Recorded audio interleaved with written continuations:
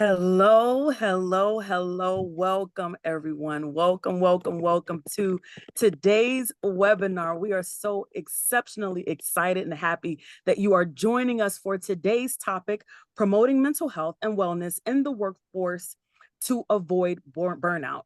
This conversation is especially meaningful as we are in the midst of May, which is Mental Health Awareness Month. It's a time dedicated to recognizing the importance of mental health and fostering understanding, support, and proactive measures to ensure well-being in our workplaces. We're honored to welcome an incredible panel today. They bring invaluable insights and hands-on experience in identifying and preventing burnout, both in yourself and your team and or colleagues. They'll share tangible steps that employers, managers, and employees can implement to promote mental health and create supportive work environments. My name is Brittany. My pronouns are she, her, and hers, and I'm the Learning and Development Specialist here at Career Circle. I have a natural hairstyle. I have brown eyes behind cat-eyed clear glasses, and I'm wearing a colorful shirt today. I wanted to be as sharp as the rest of our panelists. We are currently recording this webinar to ensure accessibility for all participants. You may enable closed captioning by clicking on more on the bottom right of your screen, then clicking captions and show captions. Whether you're an employer looking to foster a more supportive work environment or a job seeker seeking guidance or maintaining mental health, today's discussion is for you. It's going to provide you with practical insights and actionable strategies. Without further ado, I know that you all are excited to hear more from our panelists. If you wouldn't mind, could you please provide us with a descriptive introduction and share a bit about yourself? Let's go Sure. with Charlotte. All right. I am Charlotte Crabb. I'm the founder of Cultivate Vibrance. My pronouns are she, her, hers. I have a natural fro, a brown sweater, and I'm extremely happy to be with you guys today. Thank you so much, Charlotte. Mark, you go next. I'm Mark Freeman, he, him, his. I am natural brown hair with some gray highlights in it that I didn't put in myself. I'm a senior.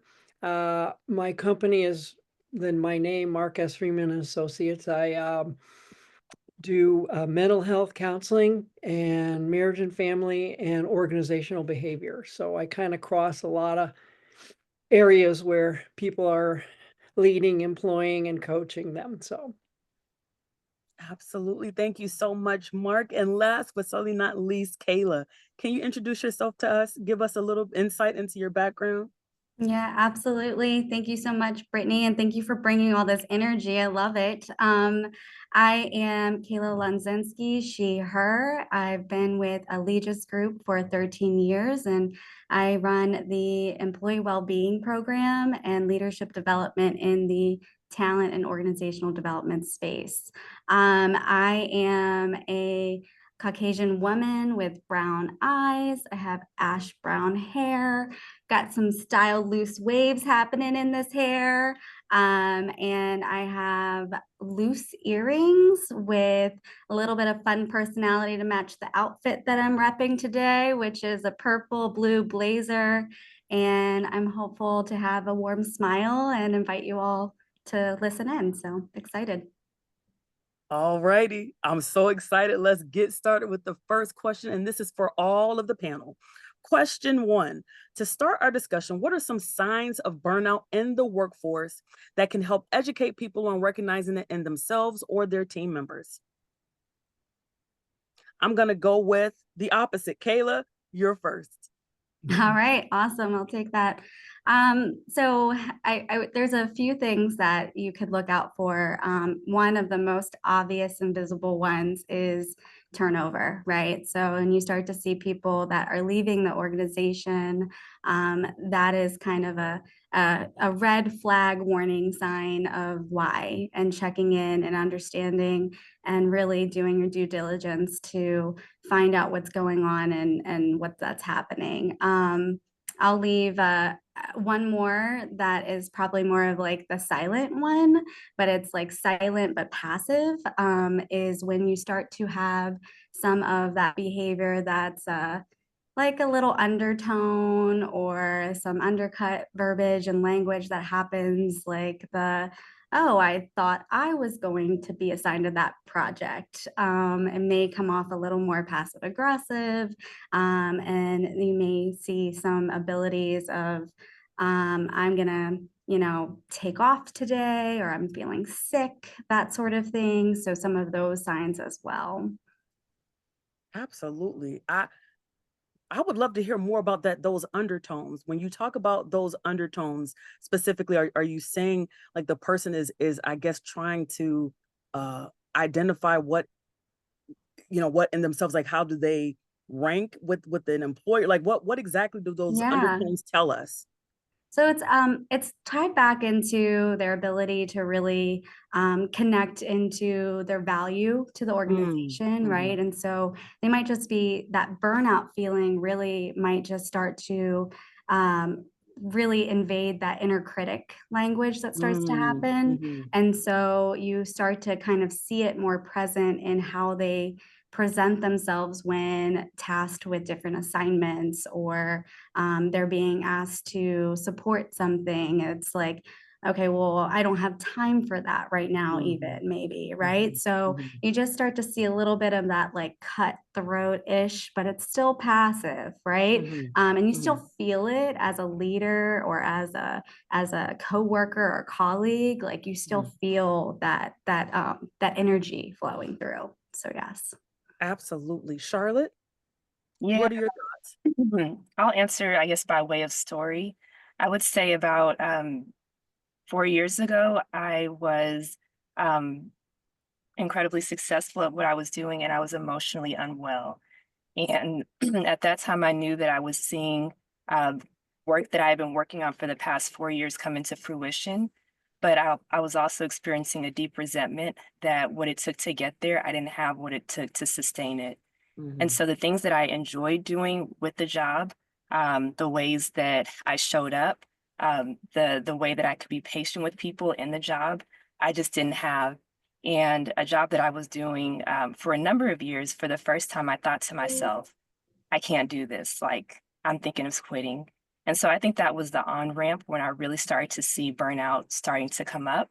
When I have my proverbial pink slip that Kayla's kind of referring to in my hand. And it took a few months for me to act on that, but it was really signs that we can all kind of, see exhaustion, just impatience, um, reduced performance. And also, I know for me and other people that I've seen and worked with, it is health problems. It's unexplainable hair loss, mm, it is skin mhm, breaking out, gut issues, those different things. And I believe that we're able to see those things in the people that we work with as we get to know them, and we're able to pinpoint that whatever is happening right now is not their norm. And so we want to be able to just have more of a watchful waiting, or a watchful attitude towards what's happening, to be able to be curious about what's happening for them, that it might be burnout. absolutely. Thank you so much for sharing a personal story on that. Mark, what are your thoughts on this question? I'm going to start with stress, and managers need to look at how their new employees manage stress and whether it becomes chronic or not. Because when stress becomes chronic, distress, that is, not eustress, positive stress, but when it becomes chronic, then it can lead to burnout. The other thing I want to focus on, which wasn't said, all the things I agree with Charlotte and Kayla, our poor relationship with an immediate supervisor. Maybe it goes to turnover, a lot of people turning over with that one individual. And so for the managers in here, I think you really need to work on your ability to keep positives at 5 to 1, like John Gottman says in his book, and for families and couples. If it's not 5 to 1, if it drops below 5 positives to 1 negative, then they start to think about, where's my next opportunity going to come from for a new job. And Goldman, the EQ genius, came up with this idea of the vertical couple. The vertical couple is that relationship at work with your immediate supervisor. So it's very much like of the most important relationship at work. And if it's tarnished or problematic, then burnout can ensue. I think the opposite being like maybe boredom at work. I wish I had that assignment that Kayla said, but now I don't get it. So what am I going to do? Am I scraping my head on the ceiling? There's no advancement for me, no potential. That's a frustration thing for people.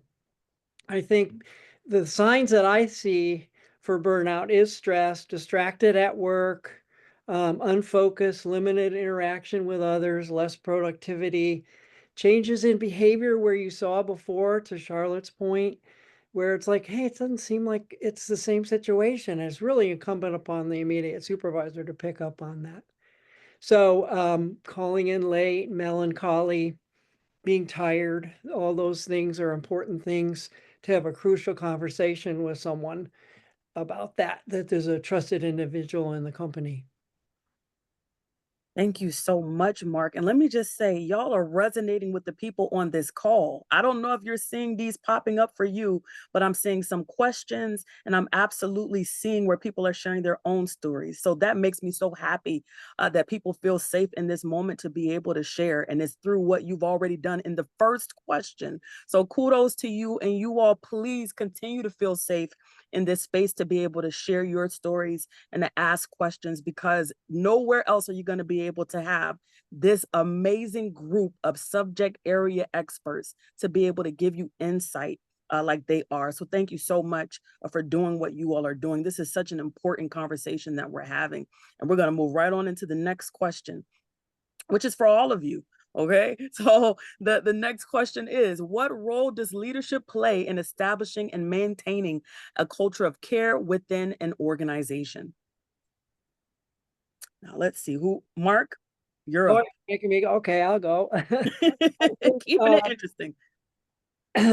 Lots of encouragement at work from every level, from the top down. I would say catching people doing things right, 4 to every 1 mistake, 4 to 1, 5 to 1. Awards, celebrations, recognitions. I think observing carefully and intervening urgently. When I talk to people in my consulting work, they wait way too long to intervene with someone who's troubled because they're afraid they're going to make their mental health worse. But, it's that intervention that really helps people as long as it's coming from a caring, loving individual. And it's a brave conversation to have if they're underperforming or they're not following the core values, or they seem to be upset all the time. So I think it's teaching managers and leaders to be really courageous with the people they're struggling with. Let's see if there's anything else.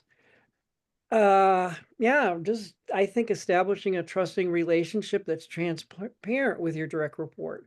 You got to have that. You got to be firm, friendly, fair, and fun. Doesn't mean you're a friend, but friendly, so that they can approach you, because you have to have that boundary of being in a supervisory role as well.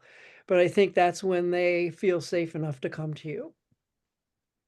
Absolutely. I could not agree more. Charlotte, did you have anything to add to this question? Yeah, this question reminds me of I had this old VW, and I realized probably about a year into having it that it started smoking. But I became used to it. I was just like, let me just pull over, let it cool down, it'll all be okay. But the car was smoking, okay? And so I remember having a friend with me and also transporting some students on a spring break trip. The car started to smoke. And I said, it's okay. And I remember my friend and colleague looking at me and saying, it's not okay. And I think what a leader does is they don't let situations that maybe you've normalized to be okay. They're actually the person that says it's not okay. And they help you to figure out what are some actionable steps to be able to address that.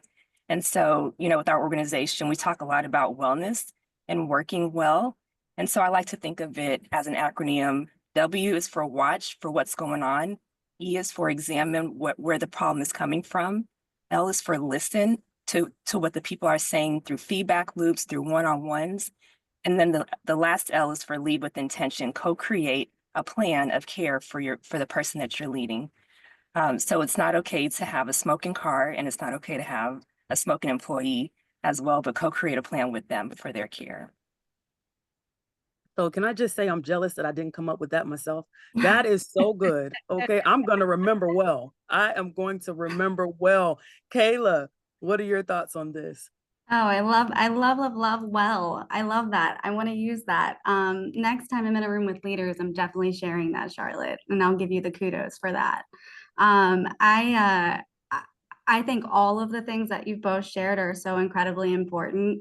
And I think another one to kind of look at, kind of if you do that mirror effect, right, is that um, the leaders themselves need to be modeling these behaviors, right? And so we talk about what can they do, and the best thing that they can be doing is actually implementing what they are supporting and trying to show up and care for all of these employees that are, they're a part of. They need to do that themselves.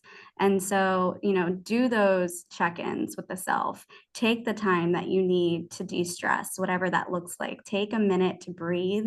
I mean, I spend a lot of time with leaders, and they're so wrapped up in taking care of others that they forget about them. And so, really, really being intentional on taking time for you as a leader is going to go so much further, because your people are going to be happy because you're happy and you're satisfied and you're feeling great. So that's the one takeaway that I'll add.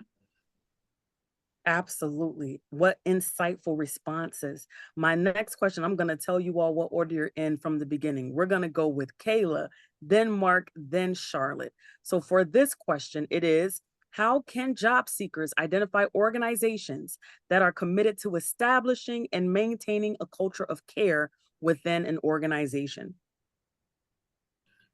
I love that. So I believe as a job seeker, and I believe so much as they are interviewing you, you are interviewing them, right? And so it is definitely your priority to make sure that you are finding a location that you're working for that fits your values. And so in doing that, you can ask varying questions about how the work environment is, right? Like, don't feel afraid to ask that question. Like, what does a day-to-day timeline look like here in this office? What does can you share with me what flexibility or accommodations happen here? Or can you potentially also share with me a little bit more about your journey here? Just opening up to ask others in an interview process that the interviewer is doing, you'll learn so much from them if you ask about their journey. Just listen for the cues of how passionate they are about how they've progressed in their career wherever they are located. Thank you so much, Kayla. Mark? One of the things we have, I'm from the Orlando area, and the Orlando Sentinel has a wonderful program that shows the companies in town which are family friendly. So, and they get rewarded for that. So you can also see, okay, that's a good place to work because they year after year get a family friendly award. So that's an external audit, so to speak. I think good reviews on Glassdoor about the culture, Glassdoor, are good. But my favorite thing is to Kayla's point, you are interviewing them as much as they're interviewing you, because you have to have fit for yourself. It can't be, I'm trying to fit myself into a square peg because this is such a great company. And, that's a really wrong approach to take. You have to say, I got to find that round peg. So with core values, I tell my people to ask behavioral interviewing questions to the company. They usually ask you those, but you ask them one. For example, show me how you operationalize your core values. Mm. What are some examples? What is, give me some examples also of your culture of care here.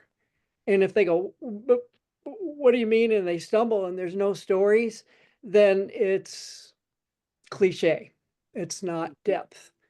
So Mhm. an employee can really find out, right away. And I always ask, one of my favorite books is leadership and self-deception, and they talk about an inward mindset, which is all about me, how much me, and an outward mindset, which is all about others. So if it's an outward mindset, you can kind of tell, is the company about other people or is it just about themselves?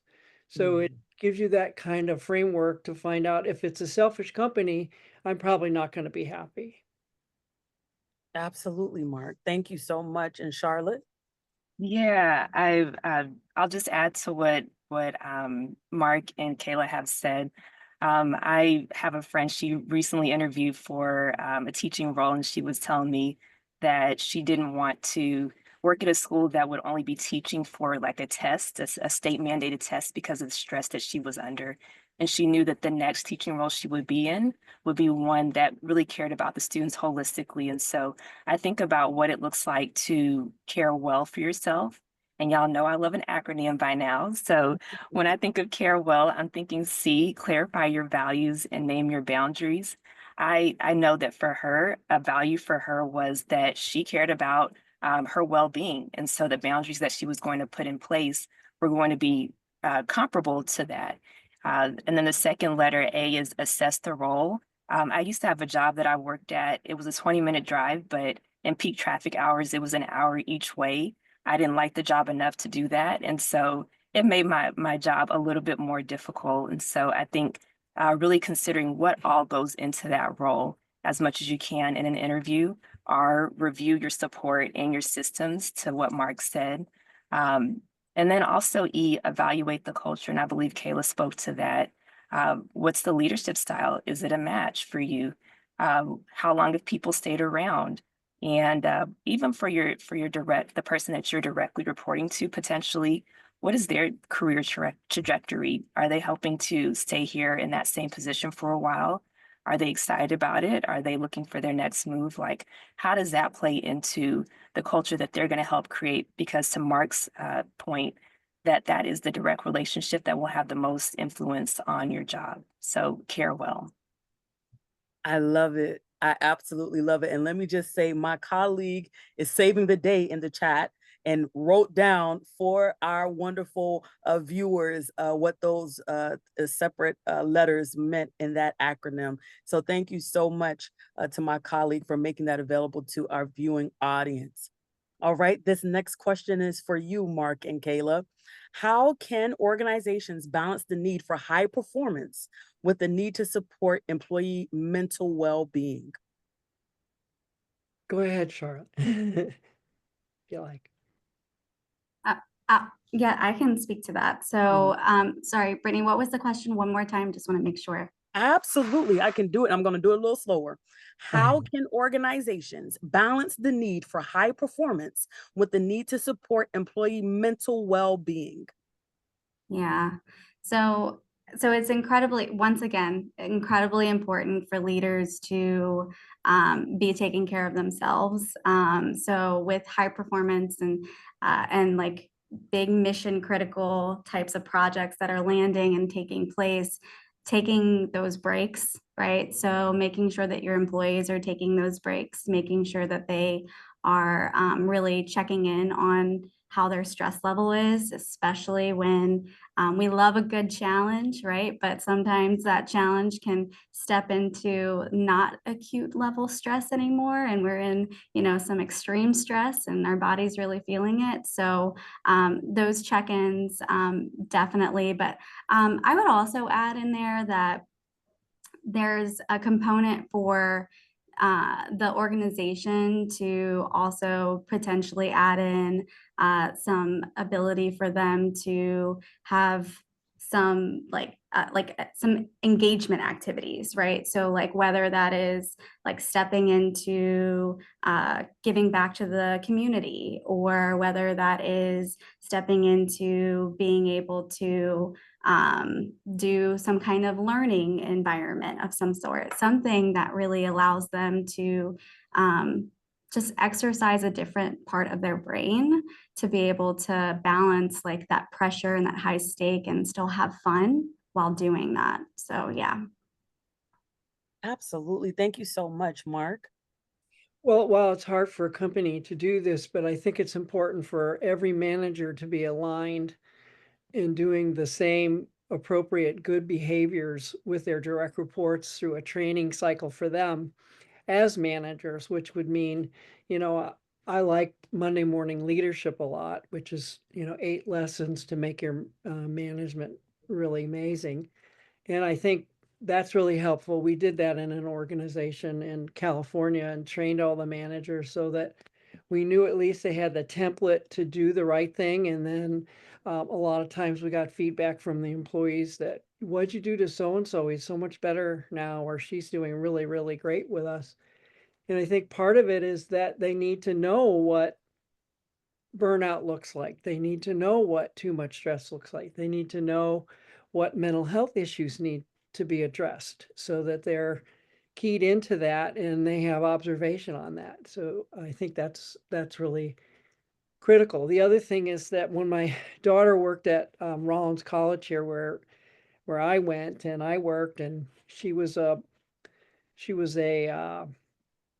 um, recruitment person for students, right? And so because colleges have these applications that are common, every person has to read 1,000 of these, and they have to grade them with a Z score. Everyone on the team, and there's only 4 or 5 on the team. So when when that period was over, where they're working at home, they're working in the office, they're meeting, greeting potential students. After that period is over, the leader gives them, that first of all, there's a wonderful party, and then they have time off for that, so they do get some comp time for that, because you can't just keep that load going, that high stress, high productivity load, and that you're going to have some time off and some time for, family and whatnot when that time comes. So I think that's good when a manager or leader paces the work and has something that's celebratory after you finish a big accomplishment, and then there's a downtime that's necessary to rebuild and renew yourself. Absolutely, 100%. I I think that this question is going to resonate with our audience greatly. I saw some that were in the chat that were already expressing that they themselves felt like they may be experiencing burnout, and so I really think that this next question is going to really be impactful. It's for you, Charlotte and Mark, in that order. What should you do if you are experiencing burnout, and how might someone approach this with their leader or employer? Yeah, it is a smoking car moment. And so you want to treat it as such. I would say, hopefully you have a relationship with your supervisor where you can have that conversation with them that you believe that you're approaching burnout or that you are burnt out. And I feel like when you're in that space, you may not even know what it is that you need, or you might not be able to pinpoint it. But if there is a way, I think that you need time and you need rest. And so if there is a way for you to be able to take time away, either, some PTO or I don't know if there's FMLA or some way that you can actually take some time away to do that. And I feel like I want to say this loudly because I think that we're in a time where people push through a lot of different regular stressors, and it might be difficult to figure out what's regular and what is burnout. But if you feel the need that you can't keep moving at this pace, to honor yourself and to honor your body and to honor what's going on, and to have the whatever courage you can muster up to have that conversation, even if the discussion with the person, if you may not have that kind of trust with them, but you're worth the conversation, and you're worth the time off. So I would encourage you to tend to the smoking car and take the time off that you need. I see the hands, the emojis, the claps. I love it. I love it. Mark, you were gonna say? When I was director of the counseling center at the college I worked at, I got hired by the vice president to do internal consulting for the staff. Before that, I'd just been seeing the students. Um, and so the staff knew they could come to me when they were in that situation because they considered me a safe person in the organization. Some companies like the Orlando Magic have their own internal consultant, coach, and counselor. So if there's something going on, people feel safe and comfortable going to that person rather than their immediate supervisor. I also think, and we did this at another college that I consulted with, we set up a mentor program that was somebody outside of your department that is a mentor to you who's been in the organization longer, but they're not in your department and they have a different role and you have a relationship with them. So you talk about the circle of care. You know, it's not just you stuck with your immediate supervisor. You've got HR, you've got your mentor, and maybe there's an internal coach or safe person where someone could address a mental health problem with.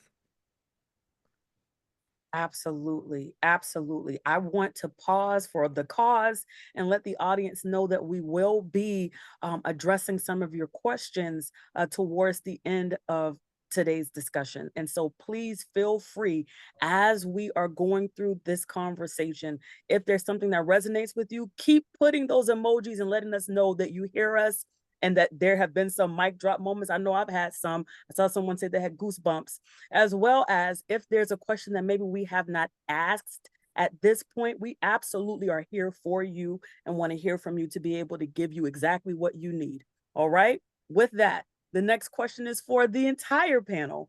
What are some innovative approaches or strategies you have seen or implemented that effectively address burnout and promote mental health in the workplace? I'm going to go Mark, Charlotte, Kayla on this one. Mark, you're up. Okay, health and wellness fairs on campus are a really good thing because at your company, because then they say, wow, this is really, you know, they really care about self-care. I think that, you know, what I find is the worst problem in college campuses, for example, was sleep deprivation. And that's like a superpower. If you don't have your sleep, you don't have any self-care. You got to get your sleep right. Even if you can't eat and you're anxious, you got to get your sleep right. So, seminars on work and life balance I've seen at work are really great. There's a wellness committee at an organization that has representatives from each department.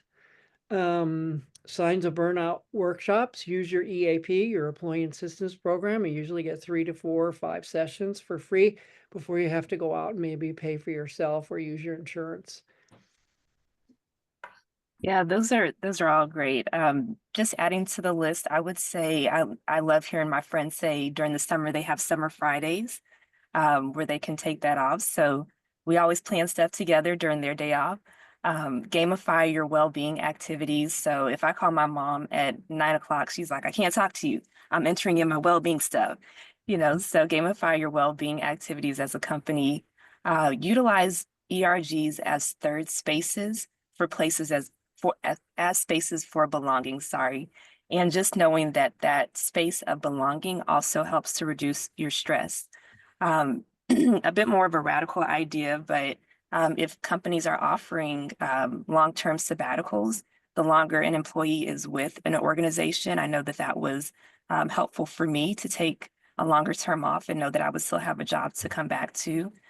Weekly process checks with your team during your regular meetings, asking right then, how are you doing? How, just checking in with them. And even I would say, have two more, but planning in as part of your strategic practice, Mark kind of said this, what does rest look like for your team? And so having that, plot that out in your annual strategic process and then automating simple tasks that AI or an automation can take care of to really free up the team for other things. I love that. I love all of those. As I think about innovative approaches or things that are kind of outside the box or radical is that term that Charlotte used is hosting discussions with the employee base, going as far as stomp out stigma, SOS, like call attention to it, like make it known that there's no shame associated with mental health and what that looks and feels like. And I would say, the gamification side, what I've seen is like full kind of like your bingo blackout challenges of refreshing, right? And like providing tons of tools to the employees about, self-compassion, or taking a moment to do a breathing exercise or grounding work, or stepping into a conversation with someone you haven't spoke to in a really long time and you just want to reconnect with them, right? I would say additionally, what I've seen even in some companies that have a lot of physical labor and a lot of, like that strain on the body and what that may look at, bringing in different types of masseuses to come in and provide care to their employees, or even doing chiropractic approaches or holistic approaches for their employees.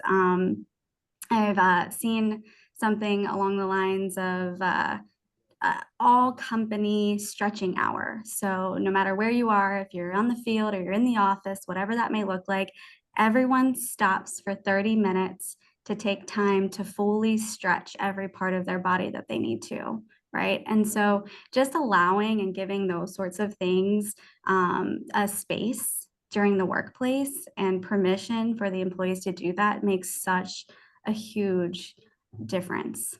So, yes. I love all of these. Okay. This is another one for everyone. And we're going to go Kayla, Mark, then Charlotte. What is one actionable step or strategy that you believe every organization and employee should implement to promote mental well-being and prevent burnout? I'm going to lean into the top-down approach. So I think it is incredibly important that you really educate and you allow your leaders to understand the depths and the volume of how important it is for them to be recognizing and checking in on the mental and emotional well-being of their employees and what that looks like, and how to not only do that for themselves, but for their employees as well. And I think that will actually help create that ripple effect of that modeling behavior that starts to really take shape in the workforce. So that's what I've got. Absolutely. Well, Absolutely.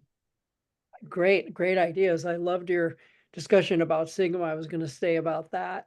One of our CEOs in town company here, CEO of a large hospital system, probably over 10,000 employees, disclosed his struggles with anxiety to reduce Sigma and the treatment he got for it. And to see that was remarkable, and everyone going, oh, you mean it's okay to say if the CEO says it? You don't generally see CEOs admitting those kinds of things. And I thought that was just fantastic, because it allowed a lot of people to reconsider getting help for themselves. Let's see. I think a really actionable strategy is to have mental health ambassadors, who are generally people who don't have a position necessarily in a company, but they're considered by everyone. Oh, he or she are a wonderful person. They're a wonderful person. They're great. They're wonderful. And their attitude is great. And boy, their performance is wonderful. And they're happy where they are, but they want to be ambassadors of the company. And so then maybe they can bring the messaging of mental health and avoid and helping with burnout, or any kind of an actionable thing you want them to do, because it's a fun thing to do in the organization, is to have a group of people who are considered high performers, who have the right attitudes and everything, and they have a role in the company as being an ambassador. Yeah, I would say a regular cadence of checking in. And so part of that is a process check. And I forget, I'll have to link, where that comes from, but I just saw as a leader that there were little minute things that in our weekly meeting, as people mentioned them, and I just kind of kept a little running tab in my head of like, oh, you said this the last 4 times, so I need to check in with you about this. And then the same for like the person that I was reporting to. they would keep little notes on me and realize that this isn't like a passing thing. This is becoming a theme for you. And so having that regular check-in with someone who is regularly keeping a record of how you're doing and how you're processing your work in your work environment. I forgot to say one thing too.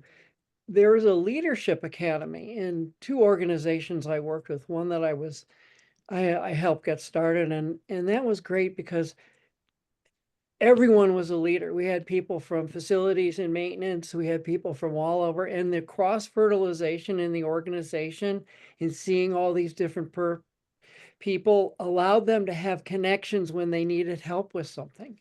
So if there's 30 people in the room and we have a semester long course in leadership, they're all learning leadership skills no matter what level they're in, and they're with so it was really great. And the feedback we got was the best thing about this is learning about other people in other departments and, seeing myself as a leader to take care of things in the company.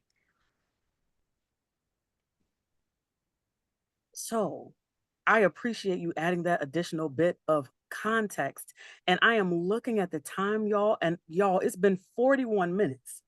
Okay, like 41 minutes. So now we're having to start the lightning round. So before, you all had some questions that were pre-ascribed to you, but this time we're going to go popcorn style. Okay, I'm going to ask you a question, and if you feel deeply that this is the question for you, I want for you to answer it. So first question: how can employee resource groups play a role in supporting mental health and overall wellness in the workplace? Now, I heard someone say something about an ERG, but I'm not going to draw any names. Only if you I want would to love share. to. Oh, yes. Tell me, Yeah. what do you think about this question? Yeah, so I think that employee resource groups can be great for belonging. I look at the work of Dr. Vivek Murthy, the former Surgeon General, and how he refers to the three different types of relationships that people need, one of them being relational and social. And that regular interaction with friends and even colleagues that isn't necessarily deep, but it's regular. And so if we can have places of belonging for people with specific identities, that's another place within the workplace that they can have belonging and ultimately help to reduce stress. So yeah, that's what I would say. It helps to reduce stress and is a third space within a community, within a workplace rather. Absolutely. Thank you so much for sharing. Anybody else want to share on that? The only thing I want to add to that is sometimes you can have an internal professional development opportunity too with a group of people that want to surround around a certain topic that they want to increase their skills. And it just doesn't seem to be happening in the timing of their department or anything. But then you have a cohort of people where there's a sense of belonging there around some aspect of your own personal and professional development. Absolutely. 100%. I definitely agree. So, next question: what are some ways that employers can ensure their employees are aware of the wellness resources available to them?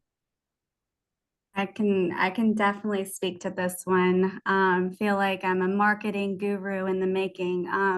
But definitely first and foremost is to make sure that every single employee that is starting with your organization is going through some sort of onboarding process, and within that onboarding process that they are given direct and immediate access into whatever you're doing for your well-being programs.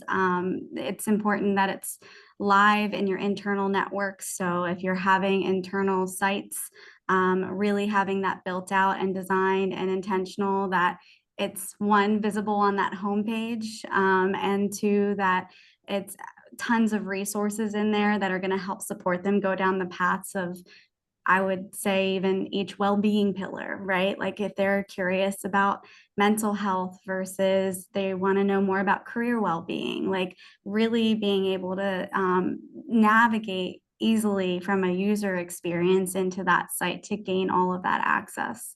The other thing that I would say is radical but important is probably getting your leader at the very top. So if that's a president, a CEO, CFO, whatever that may look like, getting their full buy-in support to intentionally place an optional calendar hold on your well-being initiatives. So if you're doing something like Mark said, like, oh, I believe he said something like a quarterly learning and development sort of well-being session like we're doing today, like intentionally placing it as an optional calendar hold just allows that safety measure that it's okay to join in that session during my workday. And, it's coming from the top and we're really being intentional about that. So that's what I would say. I love that. I love that so much. And I think that that's something that our organization does. I get tons of calendar invites. And even though I'm not in the area, Hanover, I still am with you all in spirit. And so I think that that's an amazing call out that you just did. And this question is from the audience, y'all. So it's a bit of a multifaceted question. I'm going to repeat it twice to make sure that you all get all the components, and then popcorn me. All right. What can an employee do to initiate conversations with managers about feeling work burnout, especially when work tasks have become overwhelming? Company environment is strongly conservative towards work more and stay silent. I'm going to repeat. What can an employee do to initiate conversations with managers about feeling work burnout, especially when the work environment has become overwhelming? The company environment is strongly conservative, and it's more towards work more, stay silent. Anyone want to jump on that? I'll take that one. I think the conversation is more of a meta conversation, which is, it sounds like there's a lot of subordination going on here in this company. So I would probably ask my manager and other people in the organization, why do we have the system that we do? I want to understand why we have this system and there isn't this flow of information. Kind of in many companies there is, and it's helpful. I would think that in that particular company, there would be a revolving door of a lot of people because there's no chance for a voice. So I wanted the meta question of why are we like the way we are?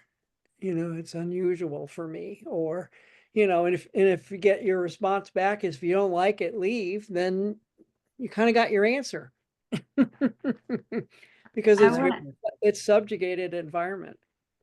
Yeah, I want to add to that too, Mark, because one, it's when I felt that in my heart, right? Like whoever has that question, I feel for that situation 100%. But I also want to be supportive in a way of which I would hope that you would feel safe enough to have that conversation with your human resources partner. So whomever is in that space, that you can reach out to whoever that human resource business partner is, or your generalist, whoever handles that side of the business in the human resources space, that you are able to go and share where you currently are. Because the most important thing is that it's documented that you're feeling this way, and that you have the ability to take any type of leave that you may need, if you are really truly headed into that burnout phase, right? So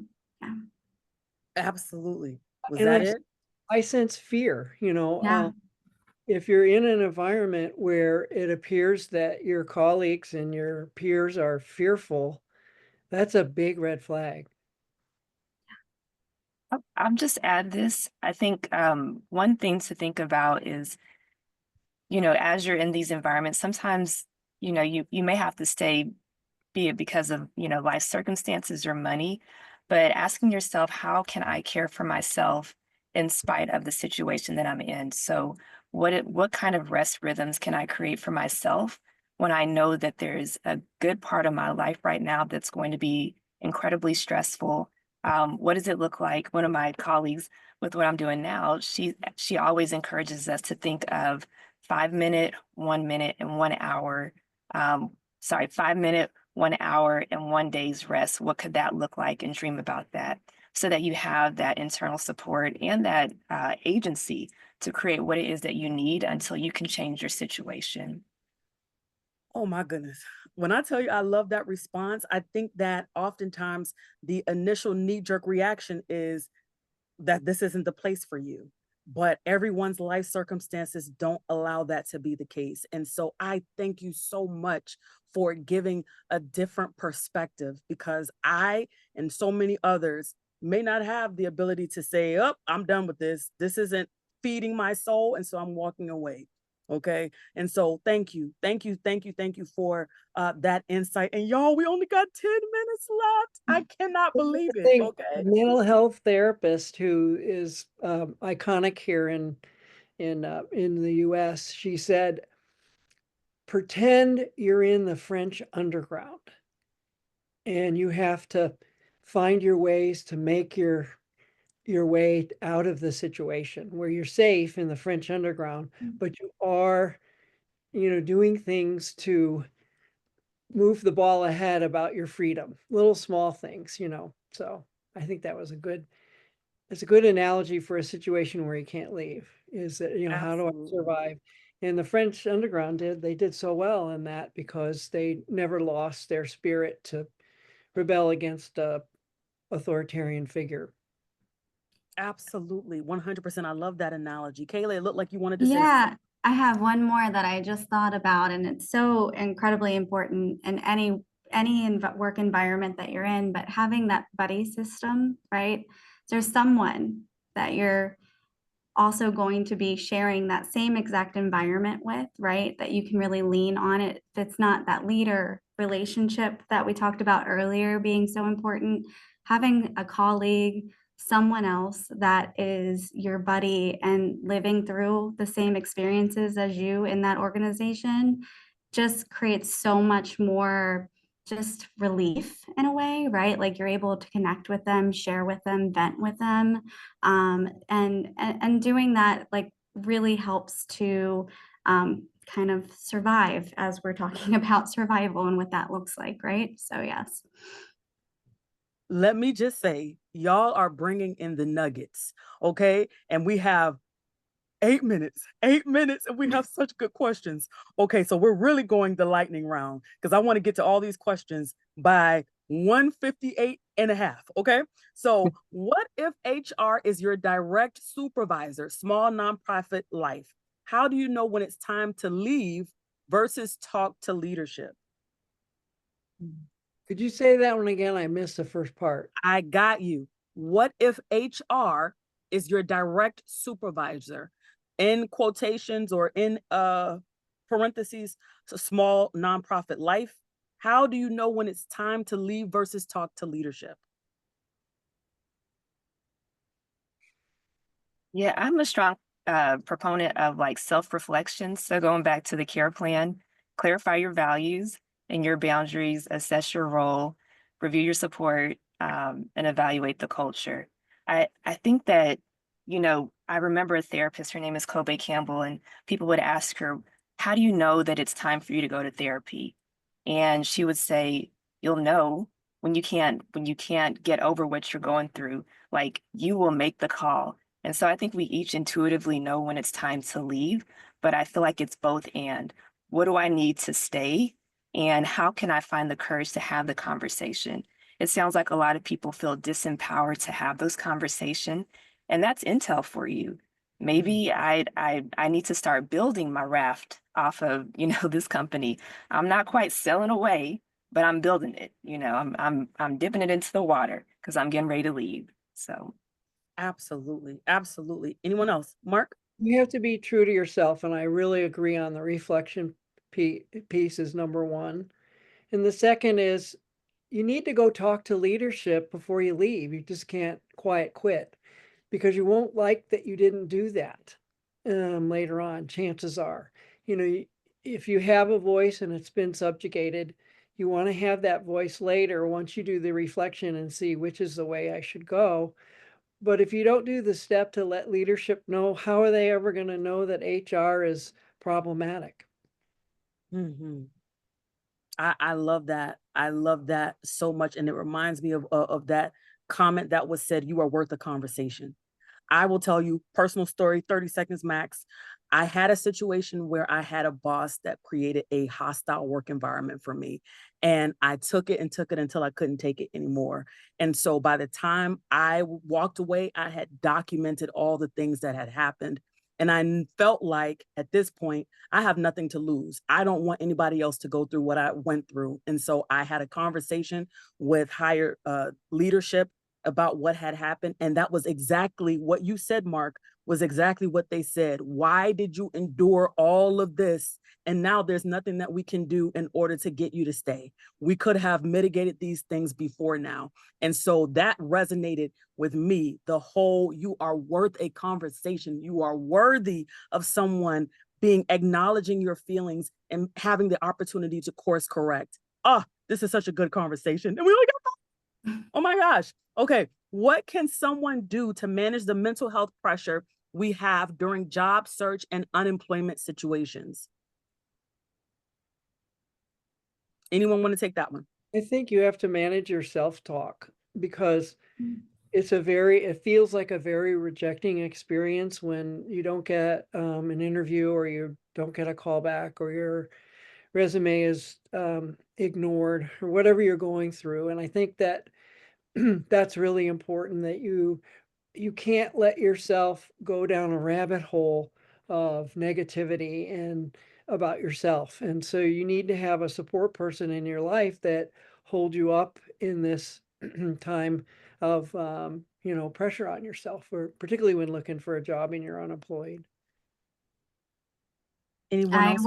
Oh, I go was ahead. I 100% agree with that. Like, not spiraling into this inner critic voice that likes to sabotage our life. But additionally, kind of how do you help yourself not go there?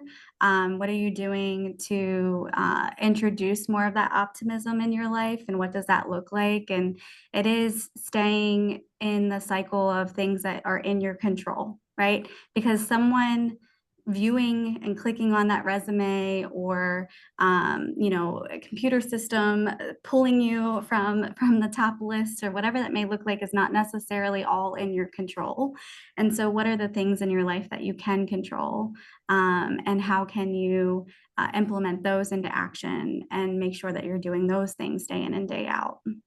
As a resource, do the 21-day challenge in Sean Auker's TED Talk called The Happiness Advantage. It's a 21-day challenge where you do 3 gratitudes every day for 21 days, which is 63. You recount something that was really positive that happened during the day in your life, not necessarily at work or non-work. You ramp up your exercise about 20 minutes. You do some meditation. And lastly, you send some kind of an email or a love note to someone in your social support network. I love that. I hope that my colleague got that so I could use this later. That's real Just good. watch it. That TED Talk is a riot. It's the in the top 10 TED Talks. It's Sean Auker, SHAUN, ACHUR, The Happiness Advantage. It's on TED, and it is a riot. It's 12 minutes long, and you will be laughing, peeing in your pants. Oh, I can't wait. I It's a cannot book wait. too. That's the kind of laugh that I prefer. Okay. So with that, this is the last question, y'all. Y'all have been amazing. Last question. This is for the 3 of you. Okay. As we close out today, what is one takeaway or action item you hope each audience member can leave here with today, whether you are an employer or a job seeker? All righty. Let's do Kayla, Charlotte, then Mark to close us out. Okay.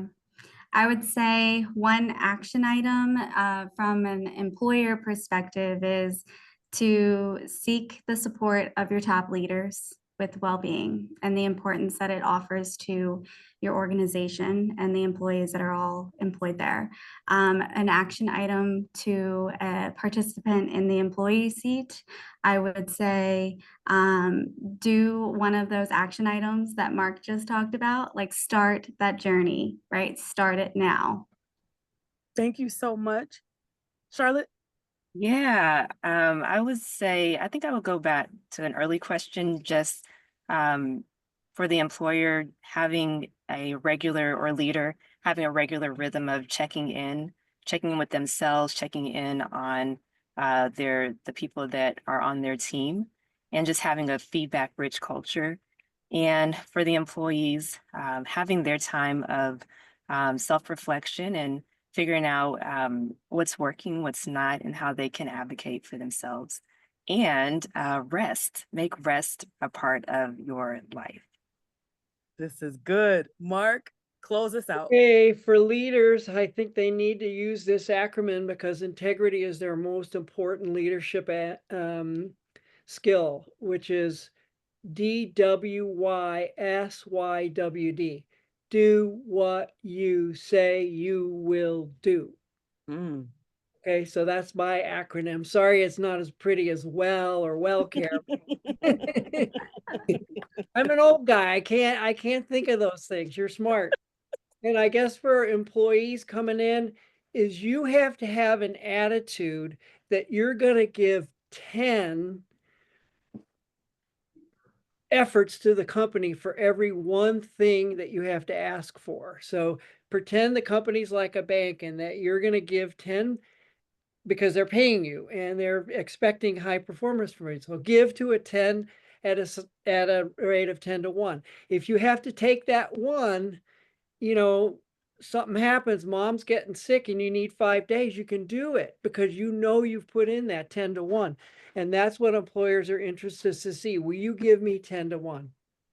Amazing, amazing, amazing. We thank you so much to our panel for sharing your experiences, perspectives, and knowledge with us today. And thank you to our engaging audience for contributing to this important conversation on promoting mental health and wellness in the workplace to avoid burnout. We hope you've learned something valuable and gathered some best practices to implement in your own environments. Please check our events page to register for upcoming webinars and events we have in store. Our next event is going to be July 10th from 1 to 2 p.m. Eastern Standard Time, and it's titled Beyond and Deem, Building Inclusive Workplaces Year-Round. We'd love for you all to join us and share with your networks. Make sure to follow our panelists of all of these organizations. You can find them on LinkedIn. And please take the post-event survey, which will be included in the follow-up email. By completing the survey, you will be entered into a raffle for a Career Circle tote bag. Y'all, I don't even have one, okay? So you're very special if you get that tote bag. The winner will be pulled May 22nd. We'll be sending you an email with today's recording, resources discussed, as well as information on upcoming events. So be on the lookout. Thank you so much for coming, and we will see you next time. Thank you all so much. This has been so insightful. Until next time, everyone. Thank you. Bye-bye. Bye.